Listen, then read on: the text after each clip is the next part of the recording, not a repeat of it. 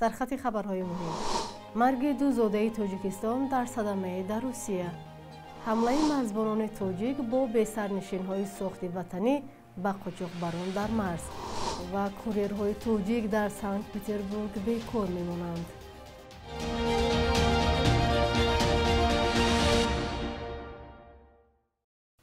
سلام و روز یکایک شما بخیر و شادی باشد. برنامه نوید بامدادی را با آخرین خبرهای تاجیکستان و جهان برایتان تقدیم می‌کنیم. امروز دوشنبه 24 نوامبر کمیته دولتی امنیت ملی تاجیکستان خبر داد که باری اول یک گروه قاچاقبر از افغانستان را با استفاده از درون یا به سرنشین‌های ساخت وطنی در مرز نابود کرده است. در گزارشی که 22 نوامبر در تلویزیون دولتی تاجیکستان نشر شد، گفته می شود 7 قاچاقبر پس از عبور مرز افغانستان با تاجیکستان مورد حمله قرار گرفتند. در گزارش گفته شد که حادثه شب 20 نوامبر در مرز ناحیه همدانی با افغانستان رخ داده است و صبح آن روز جسد دو تن از قاچاقبران زادگان اولسوالی در قدیم ولایت تخار افغانستان آنجا پیدا شدند. با گفته مقامات در این محل 116 بسته مواد مخدر در 5 خلطه دریافت و مصادره شده است. در این گزارش گفته نشد که 5 نفر دیگر از قاچاقبران کجا شدند. معلوم نیست که به سرنشین‌های ساخت وطنی کی و از جانب کدام شرکت در تاجیکستان ساخته شدند. تاجیکستان با افغانستان بیش از 1000 کیلومتر خط مرز دارد. مقامات همیشه از بازداشت یا زدوخورد با قاچاقبران در این خط مرز خبر می‌دهند. رئیست وزارت کار داخلی در دوشنبه خبر داد که یک پسر خردسال را از تربیه مادرش بیرون کرده و مکتب مخصوص جمهوری سپردند. این نهاد روز 21 نوامبر در صفحه‌اش در فیسبوک خبر داد که پسر نابالغ ساکن ناحیه شاه منصور شهر دوشنبه به آواره‌گردی مشغول بود. با گفته پلیس این زن پسر خردسال خود را به سودا در مکان‌های نامعین شده و آواره‌گردی وادار نموده از تحصیلات ابتدایی دور ساخته است. نظر این زن به اظهارات پلیس معلوم نیست، ولی در گذشته ساکنان گفته بودند که از ناداری و ناچاری فرزندان خردسال خود را به کار جلب می‌کنند. پلیس دوشنبه گفته است بر اساس ماده 73 کدکس اویلا به محروم ساختن از حق مادری فرزند این زن به تحصیل جلب شده است. معمولا این ماده نسبت به پدر و مادران تطبیق می شود که با سبب بیماری، ناداری، گرفتاری به بیماری روحی یا میزدگی امکان تربیت فرزند را ندارند و آنها را در خطر می‌گذارند. دادستانی تاتارستان به تحقیق صدمه شروع کرده است که در پی آن دو زاده تاجیکستان فوت دیدند. بنا به معلومات دادستانی که در صفحه رسمیش گذاشته است، 18 نوامبر سال روان تخمینا ساعت 2:30 در شاهروی M7 در سمت اوفا راننده автомاشین تمغه تویوتا که رقم‌های سوردلوفسک داشت و با سرعت بلند حرکت میکرد از عهده اداره نقلیات نبرآمده به ماشین بارکشی که کنار راه می‌ایستاد برخورده است. در نتیجه هم راننده و هم مسافرش به هلاکت رسیدند. طور کارمندان مقامات انتظامی معین کردند فوتیدگان زادگان تاجیکستان بوده، یکی 33 و دومی 23 سال داشتند. آنها ساکنان دومی مسکو بودند. تفتیش سبب و عامل‌های صدمه آغاز شده. به گفته مقامات مفتشان تمام حالت‌های حادثه را معین می‌کنند. وزیر کارهای خارجه چین در ادامه سفرهایش به کشورهای آسیای مرکزی به تاجیکستان آمد. دفتر مطبوعاتی پرزیدنت تاجیکستان خبر داد که وان ای روز 20 نوامبر با امامعلی رحمان واخورد. با گفته منبع در این واخوری داد و گرفت دو کشور مبارزه با تروریسم، افراطگرایی، تندگرایی دینی، جنایتکاری کبیری و قاچاق مواد مخدر بررسی شد. طبق اطلاع رسمی تاجیکستان و چین در 10 ماه سال روان زیاده از 2 میلیارد دلار داد و گرفت داشتند. وزارت کارهای خارجه تاجیکستان میگوید هدف از سفر وان ای شرکت در اولین مکالمه استراتژیک تاجیکستان و چین است. وزیر کارهای خارجه چین پیش از این در قزاقستان، ازبکستان و قرقیزستان بود. سفر وان ای به کشورهای آسیای مرکزی در حالی انجام می شود که اول این ماه رهبران 5 کشور آسیای مرکزی در یک نشست کم سابقه با رئیس جمهور آمریکا شرکت کردند. موضوع اساسی این نشست معدن‌های کمیابی این کشورها بود. چین سالها باز به معدن‌های آسیای مرکزی توجه داشته و تاکنون چندین کانها را در تاجیکستان در اختیار دارد. ماه اکتبر امسال تاجیکستان میزبان رئیس جمهوری روسیه بود. یک ماه بعد پرزیدنت امامعلی رحمان همراه با دیگر رهبران کشورهای آسیای مرکزی برای واخوری با دونالد ترامپ به آمریکا رفت. کارشناسان میگویند در ماه‌های اخیر در سیاست دوشنبه نسبت به حکومت طالبان تغییرات مشاهده می شود و اخیراً یک هیئت بلندپایه از دوشنبه در کابل بوده است. در داخل کشور مردم به سیاست خارجی حکومت چی نظر دارند؟ مردم تاجیکستان روابط دوشنبه را با بیرون چگونه دیدن می‌خواهند؟ همکاران ما مولا رجب یوسفی و امیر اسایف همین سوال را با ساکنان و مهمانان دوشنبه در میان گذاشتند. خوبتر میشد اول با روسیه که روسیه با ما هم نزدیک هم با زبان نقض میدونیم مقصد زبان روسی رو با میشد با خیتوی هم مقصد میشد باز با امریکا هم مملکت هایی که مثال اول قدرتن بهتر خوبتر میشد که موقعی هم مملکت ها مقصد دودی گریف میکردیم چقدر با سطح مقصد زندگی مردم سطح مثال کشور با خوب میشد. فکرم همون طرفای آمریکا قطعی باشد. چیم روسیه تالق نیست روسیه. مثلا با آمریکا اگر رابطه نزدیک شد برای شهروندا چی فایده میشه؟ شهروندا همونجا کار کنی میرن به فکرم نازتر میشه. همه خوبتر تستر کشورهای همسایه نزدیک ایران افغانستان مقصدی نمی خیلی بد بود بازگرد. خب در افغانستان 4 سال شد که طالبان حکومت دارن ما با اونا چگونه رابطه داشته میتوانیم؟ شما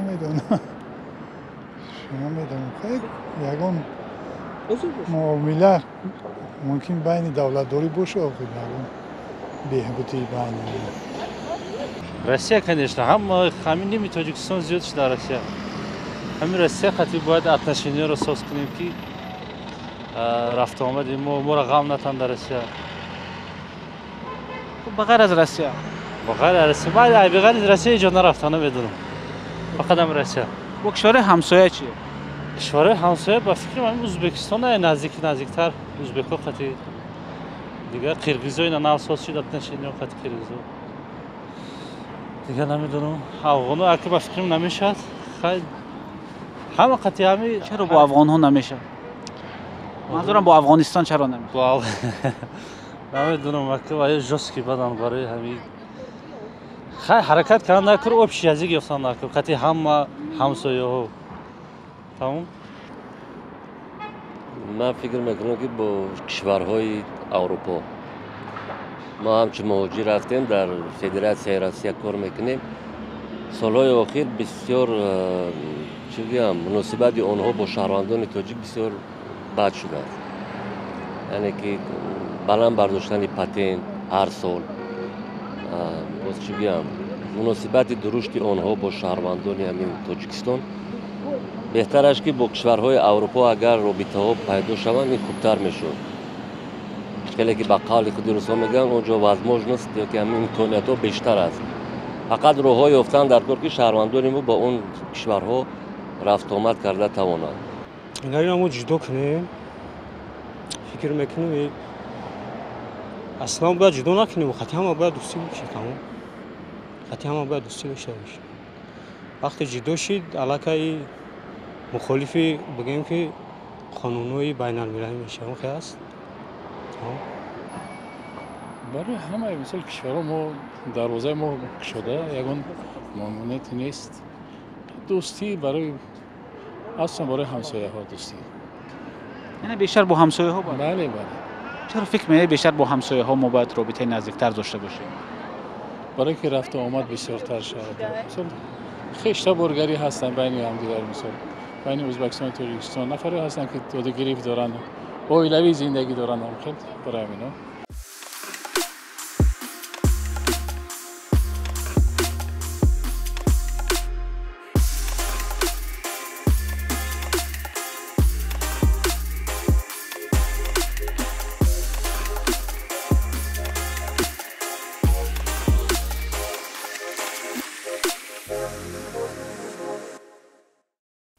در شهر سنت پتربورگ دومین شهر کلانترین روسیه محدودیت کار کردن مهاجران در بخش بردارسانی یا کوریر اعتبار پیدا کرد.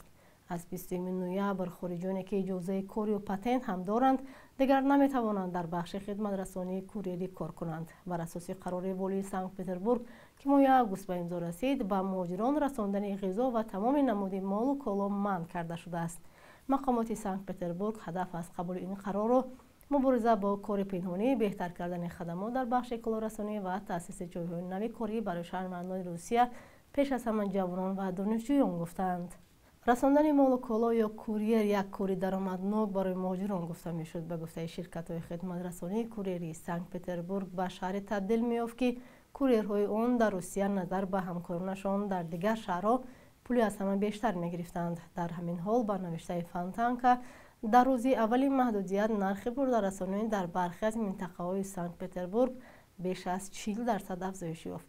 پیش از این حکومت سنت پتربورگ از 8 نوامبر امسال شهروندان خارجی را از حق راندن تاکسی محروم کرد. بر اساس این قرار حالا هزاران مهاجر از تاجیکستان، آذربایجان، ازبکستان، مولداوا و اوکراین بیکار ماندند.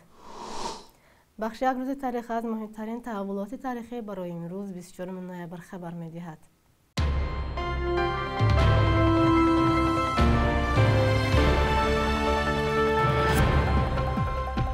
24 ноябри соли 1991 дар тоҷикистоне ки 2 моҳ пеш аз ин соҳиб истиқлол шуда буд, нахустин интихоботи умумии мардумӣ барпо ва дар он Раҳмон Набиев баранда эълон шуд.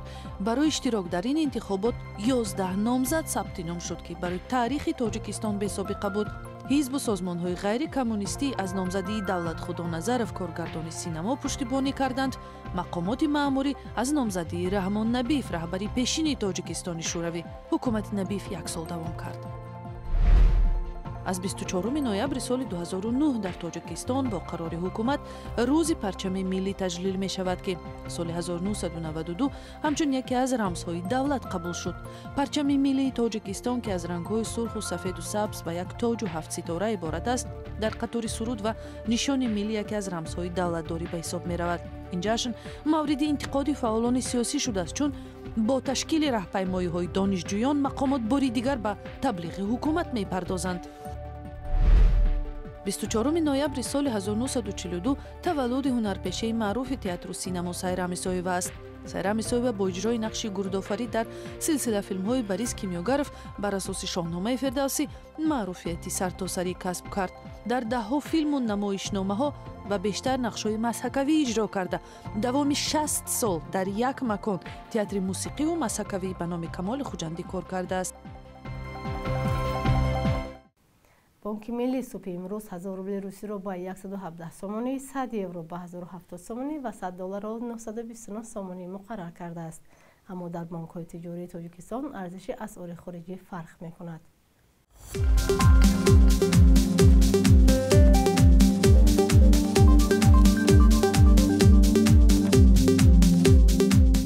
شما نویدی بامنادی رو تماشا کرده. تازه ترین اخبار و گزارش های ویدیویی رو می توانید دوام روز در سامانه و شبکه‌های اجتماعی رادیو زادی پیدا کنید. با شما تا فردا خداحافظی میکنیم. خیر.